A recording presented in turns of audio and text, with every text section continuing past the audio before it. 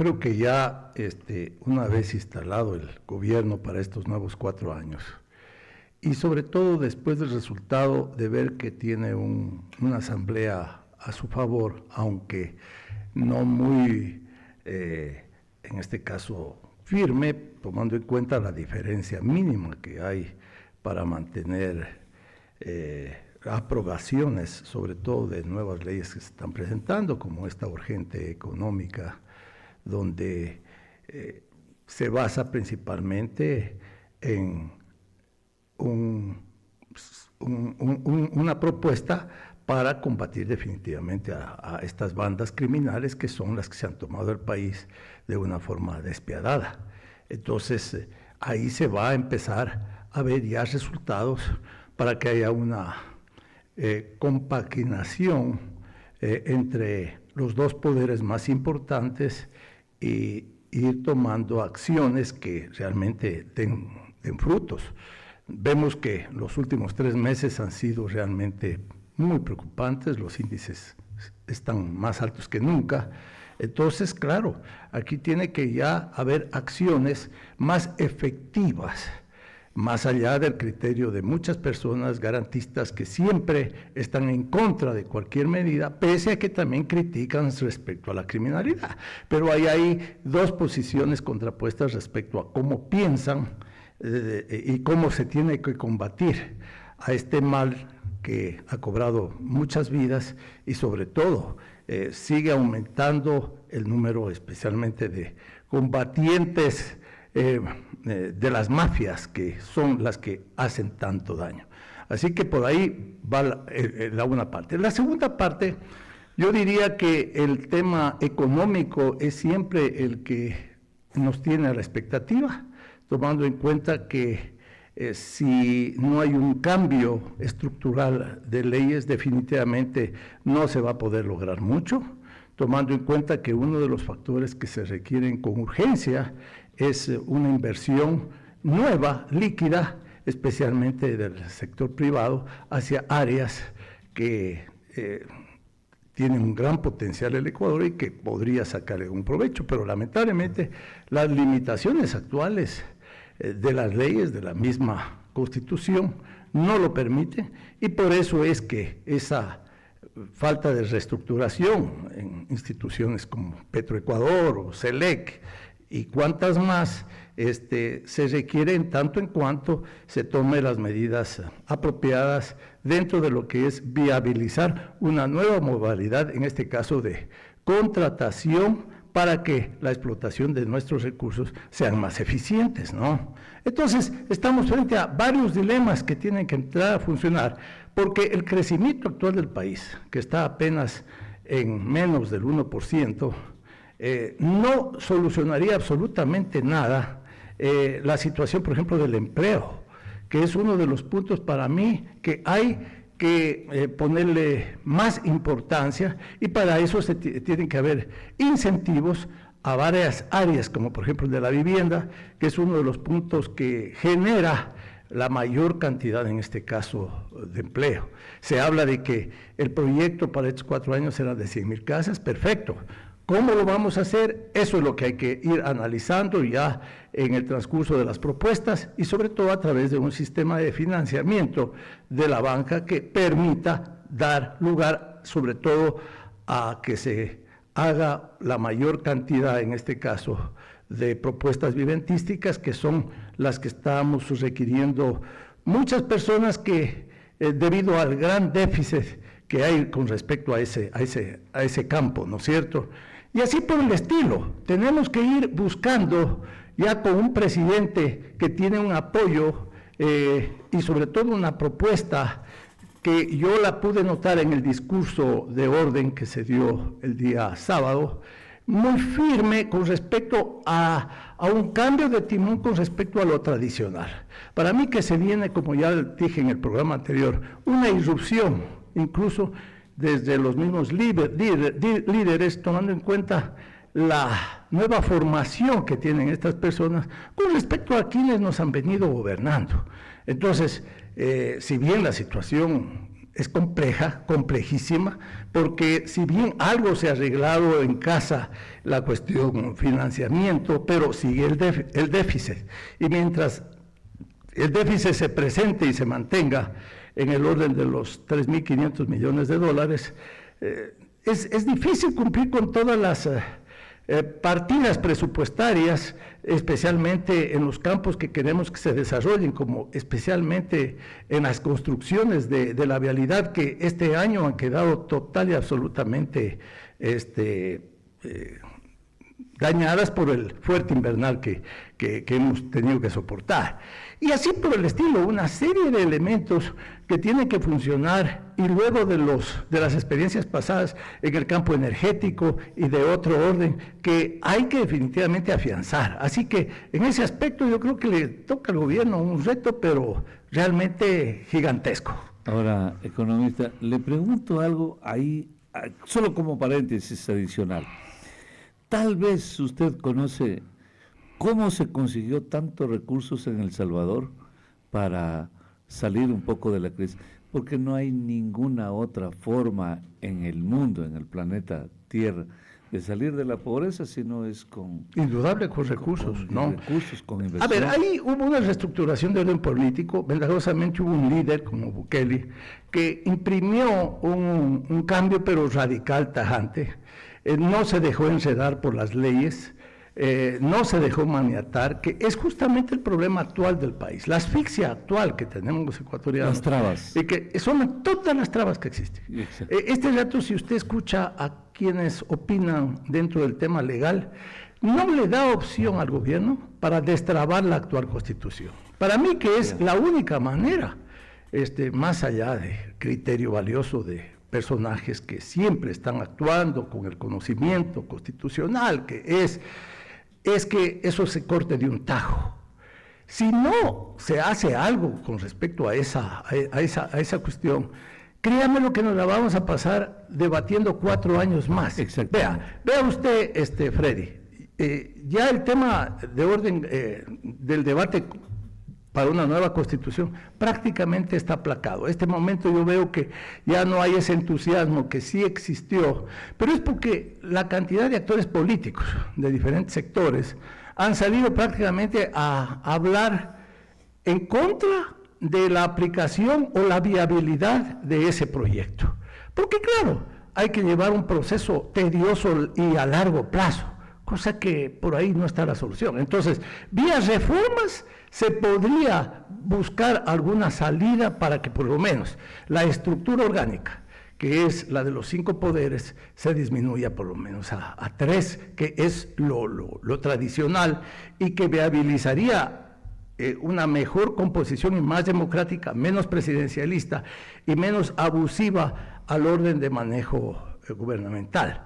Y así por el estilo, sobre todo también en el campo de la inversión, que es otro de los puntos que nos tiene a todos a la expectativa, tomando en cuenta que en el Ecuador apenas se han invertido en los últimos años, o más bien dicho, desde que esta Constitución entró en vigencia, promedios demasiado bajos, como son no más allá de los 300 millones de dólares, en comparación con países vecinos que están sobre los 10.000, 12.000 millones de dólares de inversión extranjera, que es lo que inyecta la energía suficiente para emprendimientos de toda la naturaleza, y sobre todo con las garantías de que haya, que sean generadores sin duda de empleo.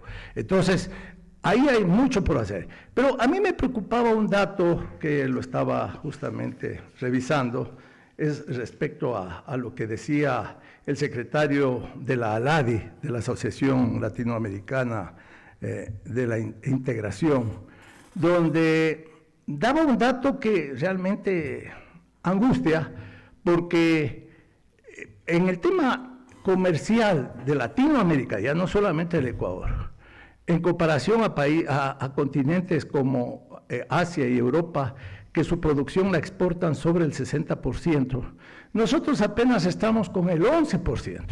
Pero el punto más angustioso es cuando se habla de que el manejo del narcotráfico y el crimen organizado en todo Latinoamérica, estoy hablando. Ese es un dato que está fresco, y que lo dice el señor Sergio Abrao Bonilla, es de 600,000 millones de dólares. Entonces, yo me pongo a pensar y digo, ¿qué poder económico se requiere por el lado de los gobiernos, en este caso, para combatir semejante cantidad, en este caso, de manejo económico? Es un abismo. Que en este caso ya se ha vuelto insondable. Exacto. Como dice usted, Freddy, es un abismo que no sé hasta dónde puede ir cayendo ese serio problema. Entonces, eso yo lo veo con mucha preocupación, porque así como antes las luchas eran contra los vecinos, peleas de otra naturaleza, donde los países se armaban, el Ecuador tenía un serio inconveniente con nuestro vecino país del Perú, y todo eso que ya se acabó. Pero creo que ahora las fuerzas del mal son mucho más poderosas, porque incluso no se tiene focalizado muy bien cómo hay que luchar contra todos estos sectores que, en resumidas cuentas, se ha tomado el país. Entonces, si los políticos no hacemos conciencia de que hay que hacer algo con medidas drásticas, duras, más allá de los defensores de los derechos humanos, que deben ser para las fuerzas del orden, quienes también defienden nuestra integridad, entonces no hacemos conciencia en ese aspecto, el tema se vuelve realmente imposible de manejarlo. Pero bueno, yo estoy con la esperanza que ya con esta misma propuesta que está haciendo el presidente en la Asamblea Nacional, se apruebe y tengan herramientas por lo menos iniciales para emprender en solventar estos inconvenientes. Así rapidísimo, la constituyente puede ser la solución, porque esto que usted dice de estar al vaivén de unas mayorías móviles, no creo que van a organizar bien al país. Estamos todos a la expectativa. La elección mismo del presidente de la Asamblea fue con apenas 80 votos, lo cual no afianza la posibilidad para que en este caso una serie de leyes que se tienen que reestructurar al interior de la propia Constitución, de las enmiendas, las reformas y todas esas, no alcanzaría para realmente ir con la viada que se requiere. Entonces, ahí es cuando el gobierno tiene que trabajar y mejorar las condiciones. De todas maneras, yo estoy optimista después de escuchar y ver el discurso que fue totalmente distinto al de la vez pasada cuando se posesionó como presidente, de verlo ya un presidente más asentado, de verlo un presidente más firme y más convencido de lo que quiere hacer. Más experimentado ya. Sin duda, el mismo estilo de oratoria era ya convincente. Más fogoso.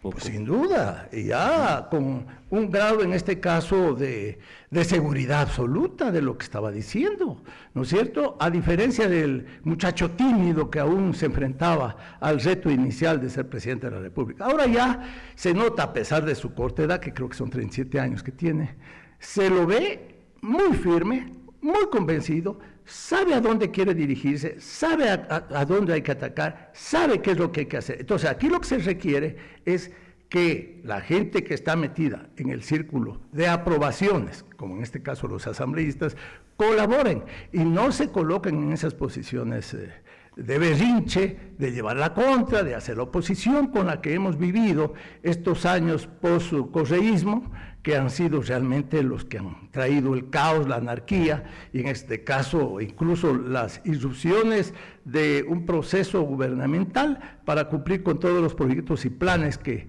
se requieren y están planificados. Claro, y porque aquí no se aguanta más tampoco, economista. Ese es el otro problema. Bueno, así hemos vivido de mal en peor. Sí, pero esta vez como que ya la gente dijo, bueno, este es el último ensayo que hacemos.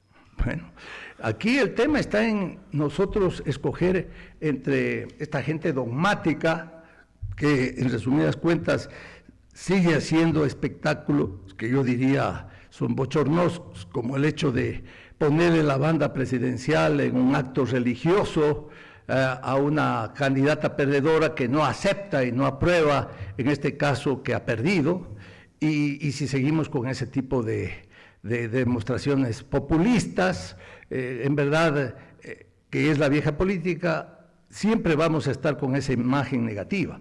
Pero en cambio, si proyectamos una posición seria como la que se está tratando en este caso de imprimir, y que a Dios gracias está de ganadora a estas alturas del camino, entonces como que queda un hálito de esperanza. Entonces, aquí el punto que muchos analistas serios, hay que diferenciar los serios con los que simplemente quieren vender humo para seguir manteniendo un análisis, en este caso desalentador, es que se abran las puertas, modificando en este caso las leyes, a que se modifique lo que está funcionando mal.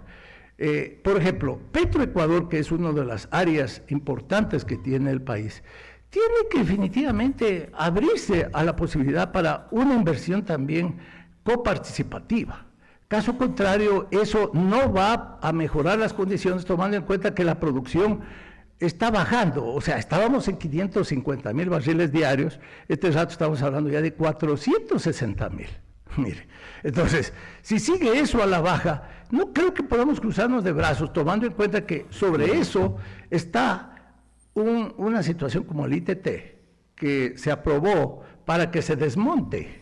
Eso es una cosa que nadie la va a entender ya Entonces, en el futuro. Si tenemos esas contradicciones y queremos exigir, por otro lado, mejorar, yo creería que no tenemos las herramientas suficientes para lograrlo. La ¿no guerra de Medio Oriente amenaza con subir el precio del petróleo a precios inimaginables y nosotros no tenemos petróleo para... Es que esas son las contradicciones. No sacamos a relucir lo que son nuestras ventajas comparativas, que son las que justamente con la que todos los países en el mundo hacen esfuerzos por obtener, claro, y de esa manera poder competir, ¿no? ¿Qué cree usted que, economista, hacia dónde cree que debe apuntar de manera prioritaria o en orden de preeminencia el gobierno?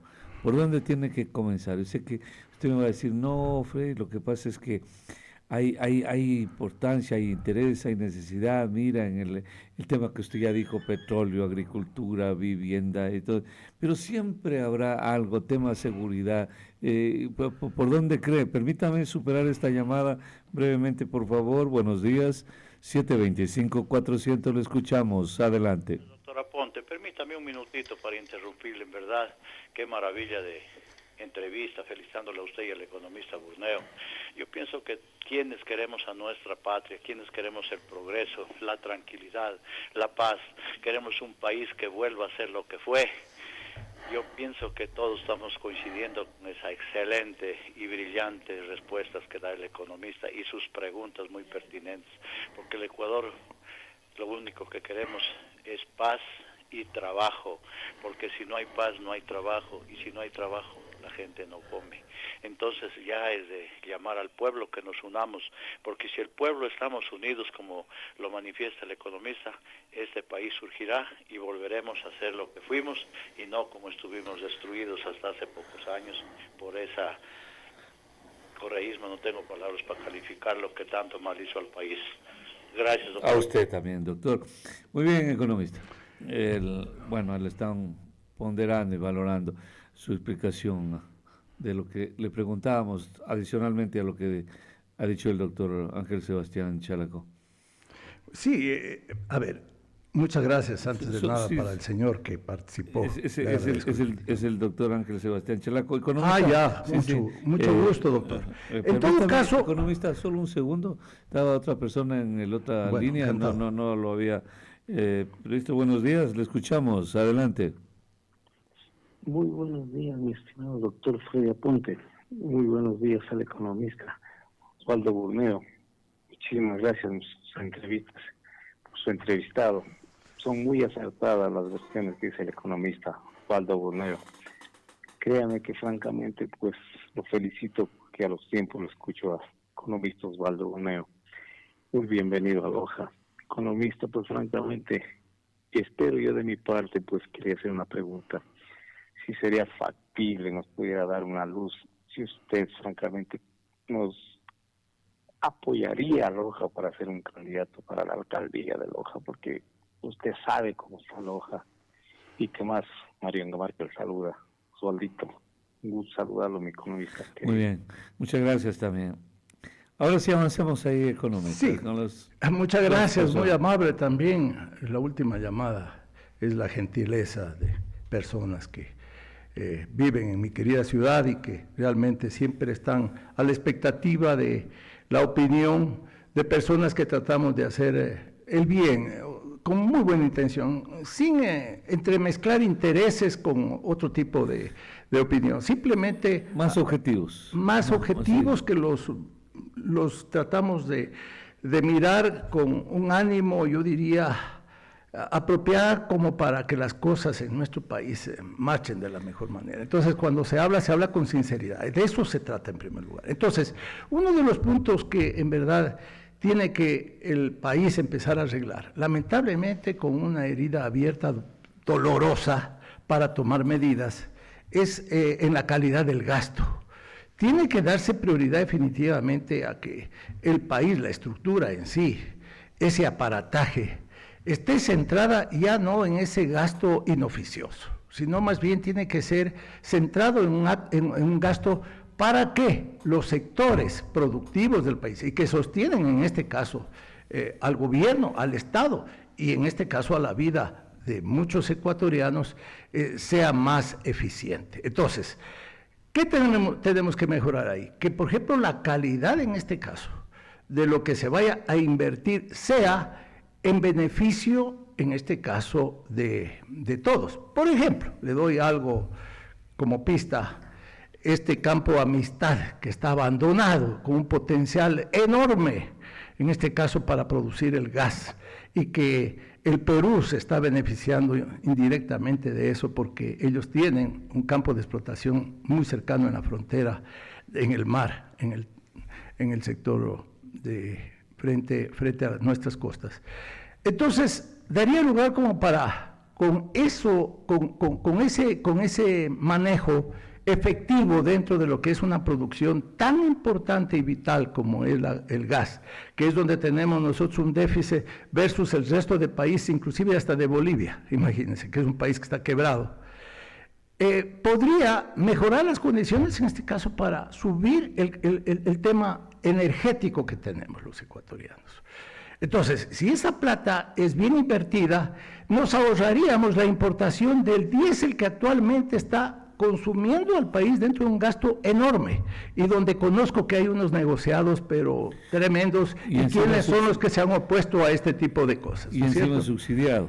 Y encima subsidiado, por supuesto. Claro. Ahí hay unos negociados, créamelo, porque ya para el uso de la importación de productos para hacer funcionar las termos y todo eso es exageradamente alto. Pero hay grupos mafiosos al interior del gobierno que viene obviamente arrastrándose desde hace muchos años, sí, que no les interesa que haya este tipo de funcionamientos que podrían traer réditos interesantes para el país. Claro.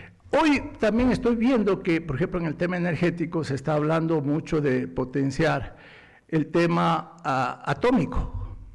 Que claro, es una cosa para muchos preocupante. Decimos, ¿cómo es que aquí se va? Bueno, pero tiene que ser bajo parámetros, me imagino, muy técnicos para tomarse o correrse ese riesgo de entrar en un campo que es totalmente diferente al tradicional, ¿no es cierto? Claro, sobre todo al hidráulico. O sea, yo me refiero en primer lugar para qué lo que consume, en este caso a diario, el pueblo ecuatoriano, esté dotado de una garantía absoluta para no tener interrupciones. A eso me refiero. Sí. Y que haya dinero o inversionistas que lo hagan, ¿no?, para que se logre en este caso cumplir con eficiencia eso. Pero, ¿a qué me estoy refiriendo siempre? A la calidad del gasto. Y ahí viene un punto que yo siempre lo he planteado, ¿no?, que muchas veces no se le da la importancia del caso porque este país tuvo un grave problema en el tiempo del Correato, que fue el ingreso de una burocracia impresionante. Ah, sí. Pero ahí, ¿qué es lo que dice la Constitución? La Constitución en eso es muy clara cuando habla de que toda persona o funcionario que quiera ingresar al Estado o ser parte del gobierno tiene que entrar por concurso, ¿no? Pero, ¿qué es lo que ha ocurrido? Que apenas el 9% de toda esa población burocrática entró con concurso. Los demás no entraron por concurso. Entonces, yo diría que si se, en este caso, abusó de la Constitución, ¿no? Hay también el derecho, así como se hizo el error, fácil de eso reversarlo, porque no es posible que al país se lo perjudique en una cuantía tan enorme, incumpliendo la misma Constitución. Entonces, si tenemos este rato una carga pero exagerada, y sobre todo personas que no cumplen su función en sumar eficiencia para el país, creo que ese sería un punto fundamental para que las cosas mejoren dentro de lo que sería el funcionamiento del Estado. Entonces, hay cosas y elementos de esa naturaleza, como simplemente tips que yo le estoy dando, para nosotros ir tomando en cuenta y ver por qué camino podemos ir solucionando los problemas. Otro problema muy serio, que lamentablemente en el discurso del señor presidente no se lo topó, como es el tema del seguro social. Eso a mí sí me angustia, porque la pelota se la está pateando siempre para adelante y postergando lo fundamental, que es que el dinero actual que hay, en este caso del fondo de pensiones, se lo tenga de alguna manera que fortalecer, porque los 550,000 jubilados que somos, ¿no? Estamos realmente con un peligro inminente con este fondo. ¿Que el gobierno lo ha de arreglar algún rato? No, las cosas tienen que irse solucionando en el momento. Caso contrario, este mal que padece el Seguro Social y que es deficiente también en las áreas de salud y de servicios, como todos sabemos, tiene que también, igual ahora más que nunca, arreglárselo. Así que mire, si vamos por ese lado, tenemos mucho por hacer y claro, como bien decía usted, ¿con qué recursos? Que esa es la parte que siempre nosotros la tenemos muy clara. ¿Por qué? Porque si no se deja la participación, en este caso privada, que también podría ser parte de este proceso, que el Estado por cuenta propia solo lo solucione, vea, créamelo, que yo ya desde hoy le aseguro que eso es imposible. Así que decir que vamos a mejorar y ser un país próspero solamente con la estructura actual y con los ingresos que tenemos y con los recursos que poseemos es mentira, porque para empezar tenemos ya un déficit. Y un país con déficit, primero, tiene que solventar esa parte fundamental de la estructura presupuestaria. A ver, sí, ya nos vamos a despedir, pero entra otra llamada ahí rapidísimo, por favor, si es tan gentil. Buenos días, le escuchamos, adelante. Buenos días, Freddy, buenos días, Osvaldo. Saluda a Marcelo Mogrovejo. Interesante la opinión de Osvaldo, saludándolo a la distancia. También es importante ver, como dice al final, el recurso. Hay tratadistas, economistas, analistas políticos, económicos, que le va a tocar aplicar la política de empresa pública privada, el comienzo de eso para poder nosotros sacar el dinero. Caso contrario, el fracaso del gobierno sería eminente si no hay recursos de aceleramiento. Otra vez volver a China, anticipar la producción para la venta. No sé, Osvaldo, ¿qué opinión tiene al respecto? Un saludo. Muy bien. Concuerdo plenamente con el amigo que participó este momento. El problema de los recursos internacionales especialmente son bien limitados en este momento. Por ejemplo, la China, que antes estaba abierta a la inversión en Sudamérica de una forma más agresiva, de lo que se ha escuchado, no tiene ya una cantidad muy amplia como para poderlo hacer. Entonces, así como antes se ofrecía incluso con tasas altas y los países sudamericanos demandaban ese tipo de créditos, ahora ya no hay esa opción. Ni caro ni barato, en otras palabras. La ventaja que tenemos son las buenas relaciones, yo diría, con los multilaterales, porque a la final el Ecuador ha hecho esfuerzos. Buenas amistades. Buenas amistades, tiene buenos contactos y el interés de ese país también en sí, aparte de los multilaterales, que son organismos internacionales, es dar las facilidades para al Ecuador en este caso. Claro, los Emiratos, yo le tengo puesto el ojo a los Emiratos. Mucha formidable ese viaje último del presidente, yo creo que fue muy oportuno porque ellos son los que realmente tienen dinero. O sea, hasta los mismos Estados Unidos requiere de la ayuda. Después del presidente Noboa fue el presidente Trump allá y es una buena señal. Le pregunto así, rapidísimo también, economista, o de la manera más sucinta posible. Loja, estamos afectados en el tema vial, estamos literalmente aislados del contexto nacional. Exacto, esa fue o es mi preocupación, yo que estoy viajando permanentemente a otras ciudades. Veo que el asunto vial, principalmente de nuestra vía principal de la salida a la costa, cada vez está más destruida. Y eso se debe al problema invernal, en primer lugar, pero en segundo lugar también hay otro problema, la cantidad de tractocamiones que han aumentado en la movilización de este producto del cobre que están llevando, en este caso a la China, y que el número de más o menos 120, 140 vehículos pesados. Y que van incrementándose cada vez más. Claro, la producción va subiendo y están en su derecho que son lo hagan. 600. Pero Loja no saca absolutamente nada, no se beneficia absolutamente nada. Más bien a la inversa. A la inversa se va perjudicando, claro. Entonces en vez de haber sido favorable ha sido contrario, porque ¿qué rédito, qué valor agregado ha sacado Loja o Zamora Chinchipe, en este caso de esa inversión, que se la llevan íntegramente en peso, claro, y que con una cantidad de minerales muy valiosos? Al granel. Que bueno, es una concesión que la dio muy claramente, la dio el señor Correa, eso siempre hay que aclarar.